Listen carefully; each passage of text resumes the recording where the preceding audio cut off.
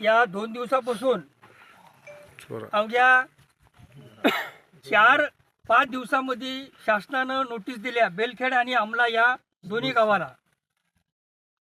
मागणी सांगा. हा, नेमकी मागणी म्हणजे इथं शेतकऱ्याच्या सुपीक जमिनी आहेत, सर्व बागायती जमिनी आहेत, ओलितीच्या जमिनी ह्या रोडमध्ये जात आहेत आणि शेतकऱ्याला तुटपुंज्या स्वरूपाचा मोबदला देत आहेत. त्याला शेतकऱ्याचा विरोध आहे. परंतु शासनाने काय केलं, आता जोर जबरदस्ती करून या ठिकाणी जमीन हडपण्याचं काम हे शासन करत आहे.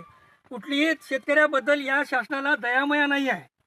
त्याच्यामुळं पोलीस फोर्स आणून आणि सगळ्या पद्धतीनं शेतकऱ्यावर दडपण आणून आणि गोलमाल पद्धतीनं ते शब्द वापरून की बा हे मोबदला मिळणार, ते मोबदला मिळणार. आम्ही चर्चा करायला गेलो असताना त्याच्यातून निष्पन्न कुठलीच गोष्ट झालेली नाही. आम्ही चर्चा करायला गेलो, SDM सांगतात की तुम्हाला रेडी रेकनरचे दर आणतो, या वर्षीचे दर देतो, त्या वर्षीचे दर देतो, या कायद्यानुसार देतो. कायदे पंडित का शेतकरी का एवढे हुशार आहेत का? आम्हाला ढोबळ मनानं त्याने एक आकडा सांगायला पाहिजे, बुवा या गावाला आम्ही या रेडी रेकनरचे दर निघाले आणि त्या स्वरूपात आम्ही याला मोबदला देऊ. परंतु तशा कुठल्याही स्वरूपात तोंडी बोलण्याला काही अर्थ नाही. लेखी स्वरूपात यानं आम्हाला द्यायला पाहिजे, दोन्ही गावाला सांगायला पाहिजे, बुवा आम्ही तुम्हाला एवढा मोबदला देतो.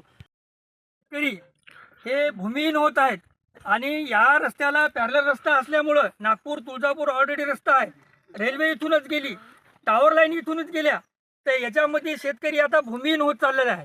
त्यामुळं हा शक्तीपीठ रस्ता शासनानं कायमस्वरूपी रद्द करावा अशी या शेतकऱ्याची इथं मागणी आहे.